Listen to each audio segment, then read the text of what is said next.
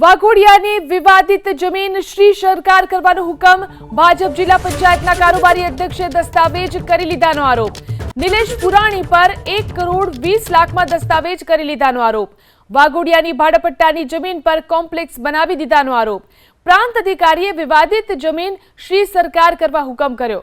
વાઘોડિયાની મુખ્ય બજારમાં આવેલું છે કલ્પચંદ્ર કોમ્પ્લેક્સ।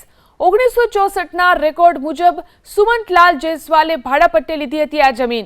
વર્ષ 2018માં સ્વર્ગસ્થ મહેન્દ્ર મિશ્રાએ 1 કરોડ 20 લાખમાં જમીન ખરીદી હતી। ભાજપ અગ્રણી નિલેશ પુરાણીનો આરોપ મુદ્દે કોઈ ખુલાસો નથી। ગાયકવાડ શાસન સમયથી આવી અનેક પ્રકારની જમીનો છે તેવું પુરાણીએ કહ્યું। આવી જમીનો ઉપર 4 પેઢી સુધીના નામ વારસાઈમાં ચડી ચૂક્યા છે। વાઘોડિયામાં 500 જેટલી મિલકતોના માલિકી હક મુદ્દે પણ રજૂઆત કરી।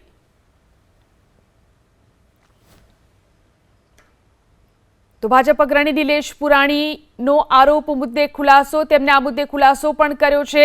ગાયકવાડ શાસન સમયની આવી અનેક પ્રકારની જમીનો છે તેવો ખુલાસો તેમના દ્વારા કરવામાં આવ્યો છે। આવી જમીનો પર 4 પેઢી સુધીના નામ વારસાઈમાં ચડી ચૂક્યા છે તેવું પણ તેમણે જણાવ્યું। વાઘોડિયામાં 500 જેટલી મિલકતોના માલિકી હક મુદ્દે રજૂઆત કરી છે। સાહેબ, શ્રી સરકાર મિલકતો બીજા હકમાં નામ માટેની જ બધાને આપેલો હોય છે।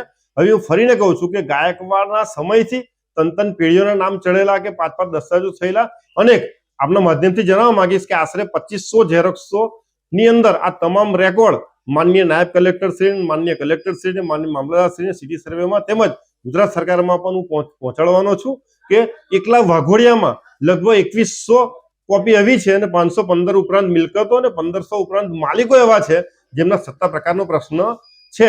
પરંતુ અમારી સરકાર આ પણ દૂર કરી અને લોકોને માલિકી હક આપશે એવો મને આશાવાદ છે।